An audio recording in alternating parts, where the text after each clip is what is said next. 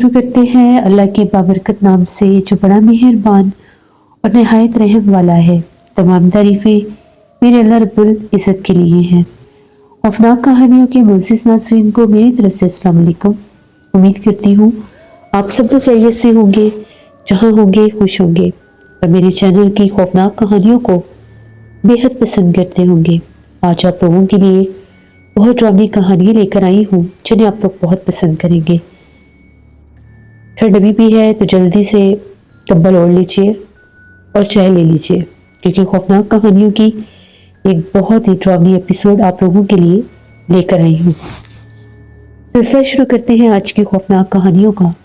बढ़ते हैं आज की पहली खौफनाक कहानी की तरफ। ये खौफनाक कहानी सदफ शेयर कर रही है। सदफ कहती है, मेरा ताल्लुक सियालकोट से है। आज आपके साथ अपनी जिंदगी की बहुत ड्रामी कहानी शेयर करना चाहती हूँ। आज से 15 साल पुरानी बात है। मेरी शादी जब हुई तो मेरी शादी के तकरीबन 3-4 साल गुजर गए। बहुत मैं दुआएं मांगती थी कि अल्लाह औलाद दे, लेकिन हमेशा मायूस हो जाती थी।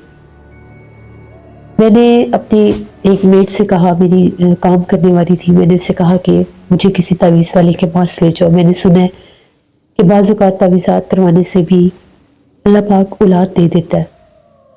अक्सर मेरी सास जो है मुझे बातें सुनाया करती थी, मेरी जेठानी थी वो भी मुझे बातें सुनाती थी। तो मैंने अपनी काम वाली के ज़रिए ये काम करने की कोशिश की। वो मुझे लेकर, उसने मुझे कहा कि मैं एक जगह पर जानती हूँ तो वो तावीज़ात देते हैं, उनसे बहुत से लोगों का काम होता है, मैं आपको वहाँ पर ले जाऊँगी। मैंने बहाना बनाया और दर्जन का बोलकर अपनी सास को उसके साथ चली गई। वो मुझे काफ़ी दूर दराज एक जगह पर ले गई। हम लोगों की दर्जन भी दूर थी, तो मैंने उनको ये कहा था कि मुझे कपड़े समझाने में थोड़ा टाइम लग जाएगा। वहाँ पर जब हम लोग गए, अच्छी सी कोई जगह थी, जैसे कोई बस्ती टाइप होती है, तो वहाँ पर एक घर था। वहाँ पर मुझे वो लेकर गई। उस जगह को देखकर मैं बहुत डर गई, क्योंकि वो मुझे कोई ऐसी जगह नहीं लग रही थी कि जहाँ पर कोई पीर वगैरह हो या कोई बुजुर्ग हो। मुझे कुछ अजीब सी जगह लग रही थी। एक कमरा था बहुत काला सा, वहाँ पर एक आदमी बैठा हुआ था बहुत काले से रंग का, और उसके आसपास बहुत सी औरतें बैठी हुई थी। उस आदमी के पास जब मैं बैठी, मैंने उसे बताया। उसने कहा, तुमने पहले भी बड़ी दफ़ा कोशिश की है कि तुम तावीज़ात वगैरह लो। मैंने उसे कहा कि हाँ बिल्कुल की है, लेकिन कभी भी मैंने लिए नहीं है, ये मेरी पहली बार है। उसने कहा कि तुम्हारा काम हो जाएगा। तुमने उसे वैसे कुछ पैसों का भी तकाजा किया। मैंने उसे कहा कि ठीक है, मैं ये पैसे भी दे दूंगी। मैंने उसे कहा कि मैं घर में कोई तावीज़ात वगैरह आसानी से नहीं कर सकती, मुझे कुछ ऐसा काम देना जो मैं कर भी सकूं। उसने कहा कि मैं तुम्हें एक पढ़ाई दूंगा, तुम्हें वो पढ़ाई करनी होगी। वो पढ़ाई तुमने रात के पिछले पहर में करनी है, अकेले कमरे में करनी है, और एक कोने की तरफ खड़े होकर एक कैंडल चलाकर, वो बत्ती चलाकर उसके आगे खड़े होकर तुमने पढ़ाई करनी है। और पास ये एक तावीज़ है, इसको पास रख लेना है उसके सामने, और तुमने पढ़ाई पढ़नी है। मैंने उससे कहा कि ठीक है। उसने मुझे कहा कि अगर तुम्हें कोई आवाज़ आए या तुम्हें महसूस हो कि तुम्हारे पास कोई आहट हो रही है, कोई आप आ रहा है या कोई बुला रहा है, तो तुमने उन आवाज़ों पर गौर नहीं करना, बस तुमने ये 21 दिन की पढ़ाई पढ़नी है। उसके बाद मैं तुम्हें एक चीज़ दूंगा, फिर अल्लाह तुम्हारी गोद भर देगा। मैंने उससे कहा कि ठीक है। जब उसने मुझे वो पढ़ाई बताई तो वो कुरान पाक के अल्फाज नहीं थे, वो ऐसा था जिस तरह से कोई जादू मंतर होता है। मैं थोड़ी सी डर गई। उसने कहा कि डरने की जरूरत नहीं है, ये करना जरूरी है। मैं अब मजबूर थी। मैंने कहा कि ठीक है। उसने मुझे वो तावीज़ भी दे दिया जो मुझे सामने रखना था। जब से मैंने वो तावीज़ पकड़ा, मेरा सर बहुत भारी सा होने लग गया। खैर हम लोग वहाँ से निकली, घर पहुँची तो मेरी सास जो थी वो सो रही थी। तकरीबन शाम हो चुकी थी, अभी मगरिब नहीं हुई थी, और मेरी जो जेठानी थी वो अपने मेके गई हुई थी, इसलिए उनको पता ही नहीं लगा कि मैं कितनी देर से आई। मैंने जल्दी से खाना बनाया। मेरे हस्बैंड जो थे वो एक टीचर थे, तो जल्दी सो जाया करते थे, उनको सुबह जल्दी जागना होता था। मैं उनके सोने का इंतज़ार करने लगी। मेरा जो हिस्सा था वो दूसरी मंजिल पर था, तो मुझे ये था कि मेरे पास वहाँ पर 3 कमरे हैं, तो मैं किसी भी एक कमरे में जाकर ये काम कर लूँगी। जैसे रात का पिछला पहर हुआ, 2-2:30 का टाइम था, मैं तीसरे कमरे में गई जो बिल्कुल सीढ़ियों से साथ था, यानी इसके साथ सीढ़ी थी जो तीसरी मंजिल की तरफ जाती थी। मैं वहां पर गई, मैंने वो कैंडल जलाई, दरवाजा भी खुला छोड़ना था, लाइट ऑफ की, और वो जो कुछ भी उसने मुझे दिया था मैंने वो पढ़ने की कोशिश की। पहले तो वो पढ़ा ही नहीं जा रहा था, फिर मैंने जैसे कैसे करके उसको पढ़ ही लिया। पढ़ते पढ़ते बस मुझे ऐसा महसूस हो रहा था कि जैसे बाहर कोई चल रहा है, सीढ़ियों पर कोई चल रहा है, कमरे में मुझे कोई महसूस नहीं हुआ। मैंने वो पढ़ाई पढ़ ली, मेरे सर में बहुत दर्द शुरू हो गया। कैंडल बुझाई और वापस आकर सो गई। 3-4 दिन लगातार यही रूटीन रही। सिर्फ बाहर आहटें महसूस होती थी, जैसे कोई चलता फिरता है। घर के कमरे के अंदर मुझे कुछ महसूस नहीं होता था। सर मेरा बहुत ज़्यादा भारी होने लग जाता था। पढ़ाई के दौरान ही मेरे सर में दर्द शुरू हो जाता था। जैसे ही 7वीं रात हुई, मैंने पढ़ाई शुरू की। मुझे बाकायदा लगा कि जैसे कमरे का दरवाज़ा खुला हुआ था, कमरे में कोई आकर दरवाजे में खड़ा हो गया। पहले तो मैं डर गई कि कहीं मेरे हस्बैंड ना मुझे देख ना ले। मैंने हल्की सी आंख चुरा कर देखा तो काले स्याह चेहरे वाला कोई वजूद था। वो बहुत ज़्यादा ब्लैक था। मैं बहुत डर गई। कद भी लंबा था और आंखें भी चमक रही थी। मैं कांपने लगी खौफ से। मैंने पहली दफ़ा ऐसी मखलूक को देखा था। अब जैसे जैसे मैं पढ़ाई पढ़ रही थी, वो बिल्कुल जैसे मेरे करीब आ गया। जब वो मेरे करीब आया तो मैं तो बर्दाश्त ही नहीं कर सकी। वो बहुत खौफनाक था। पता नहीं मर्द था या औरत, उसका चेहरा बहुत भयानक था। मैंने चीखें मारना शुरू कर दी। जैसे मैंने चीख मारी, वो बाकायदा तौर पर जैसे कोई धुआं सा होता है वो गायब हो गया। इतना डर के मैं कमरे से बाहर भागी। मेरे हस्बैंड जाग के, उन्होंने जाकर देखा वहां पर कैंडल जल रही थी। पहले तो उनको समझ में नहीं आया कि मैं क्या कर रही हूँ। ये वो मेरे से बार बार पूछे थे, तुम ये सब क्या कर रही हो। मैंने उनको समझाया कि मैं आपको सब कुछ बताती हूँ। मेरी सांस पे जाग गई। मेरे हस्बैंड ने कहा कि घर में इस चीज़ का किसी को पता ना चले, वरना बहुत मसला बन जाएगा। उन्होंने कवर कर लिया कि ख्वाब में डर गई है। वो लोग ऊपर नहीं आए। मैंने उनको बताया कि मैं ऐसे ऐसे गई थी, तो मुझे उसने कोई मंत्र दिया है, तो मैं वो पढ़ रही हूँ, और मुझे वो चीज़ नजर आई है। वो बहुत डर गए। मंत्र तो मैंने अधूरा छोड़ दिया। उन्होंने मुझे बहुत डांटा कि दोबारा ये काम नहीं करना। मैंने भी तौबा कर ली इस चीज़ को देखने के बाद। अब वो मंत्र छोड़ना था या मेरी गलती थी, जो भी मुझसे हुआ, मुझे तो वो मखलूक रहने ही नहीं थी दे रही। रात तो वो कट गई। अगले दिन सुबह उस कमरे से मुझे कोई आवाज़ें देने लग गया। दोपहर का टाइम था, मैं किचन में खाना बना रही थी। मुझे बार बार कोई आवाज़ें दे रहा था। कभी मुझे मर्द की आवाज़ आती तो कभी औरत की। मैंने तो खाना बंद किया, मैं नीचे जाकर बैठ गई। मेरी सास बड़ी हैरान हुई कि खाने के टाइम पर इधर आ गई है। मैंने उन्हें कहा कि बस वैसे ही मैं आपसे आपके पास आकर बैठ गई हूँ, मैंने खाना बना लिया। झूठ बोल रही थी मैं। थोड़ी देर गुजरी, मैं फिर ऊपर आई। जैसे कैसे करके मैंने खाना बनाया। अभी खाना बनाकर मैं अपने कमरे में गई। मुझे तो ऐसा लगा कि जैसे मेरे किचन की तरफ कोई गया काले लिबास में। मैं डर गई। मैंने उठकर दरवाजा बंद कर लिया। खिड़की से देखा तो कोई भी नहीं था वहां पर। फिर मैंने दरवाजा खोला, नीचे जाकर बैठ गई। उन लोगों को भी ये चीज़ें अनयूजुअल लग रही थी कि पहले ऐसे कभी नहीं हुआ कि मैं इस तरह से बार बार जाकर नीचे बैठूं। मैंने बस वैसे ही कहा कि मैं बोर हो रही हूँ, ये वो।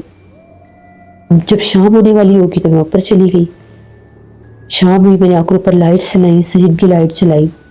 जैसे ही मैंने सहन की लाइट जलाई, मगरिब होने वाली थी, कमरों के दरवाजे मैं बंद करने लगी। जब मैं उस तीसरे कमरे को बंद करने की, मैंने वहां पर उसी मखलूक को खड़े देखा। उस कमरे में मौजूद थी। मैं तो बहुत डर गई। मैं भागी नीचे। मैंने अपनी सास को बताया, जेठानी को बताया कि वहां पर ऊपर वाले हिस्से में कोई है, मुझे وہ کالے لباس میں نظر آیا. وہ لوگ بھاگے بھاگے اوپر کے اوپر کچھ بھی نہیں تھا. وہ نظر ہی صرف مجھے آ رہی تھی. وہ لوگ کہنے لگے اوپر کچھ بھی نہیں ہے, تم ڈر گئی ہو, وہم ہے, یہ ہے, وہ ہے. وہ لوگ کافی دیر اوپر بیٹھے. جب وہ لوگ گئے میں کمرے میں اکیلی تھی. میرے ہسبینڈ جو تھے وہ اکیڈمی بھی رن کر رہے تھے. تو کالج کے فوراً بعد انہیں اکیڈمی جانا ہوتا تھا. وہ ایوننگ میں ہی واپس آتے تھے. کبھی کبھار ہوتا تھا کہ وہ دوپہر میں آتے تھے.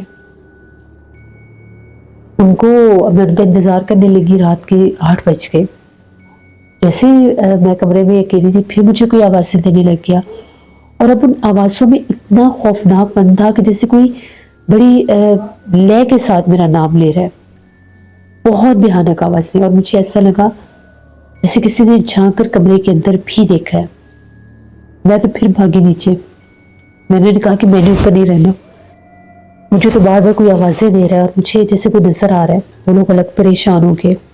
اتنے میں میرے ہسبینڈ بھی آ گئے. ان کو سارے بات کا پتہ چلا. وہ الگ پریشان. میری ساس جو تھی انہوں نے کہا کہ ایسا کیا ہوا, ہمارے گھر میں تو یہ چیز ہے ہی نہیں, آج تک کبھی کوئی جنات کا معاملہ ہوا ہی نہیں, تو یہ کیوں اس کو نظر آ رہا ہے, تم ڈر گئی ہو, تمہیں کیا ہوا ہے. میں نے کہا کہ ہاں میں خواب میں ڈر گئی تھی. اب وہاں پہ بچوں کو پڑھانے والے ایک قاری صاحب آتے تھے. اگلے دن جب وہ قاری صاحب آئے, خیر رات ہم لوگ اوپر چلے گئے. اس دوران مجھے کچھ محسوس نہیں ہوتا تھا جب میرے ساتھ کوئی ہوتا تھا. جب میں اکیلی ہوتی تھی تو مجھے وہ مخلوق ڈراتی تھی بہت زیادہ. رات کی کسی پہ آنکھ کھلتی تھی تو باہر سے آہٹیں آوازیں آ رہی ہوتی تھی. اگلے دن جب قاری صاحب پڑھانے کے لیے آئے تو قاری صاحب سے میری ساس نے بات کی. قاری صاحب جو تھے وہ میری ساس نے مجھے بلایا. انہوں نے دم کیا. انہوں نے کہا کہ آپ کے گھر میں کالے جادو کا بہت سخت عمل کیا گیا ہے.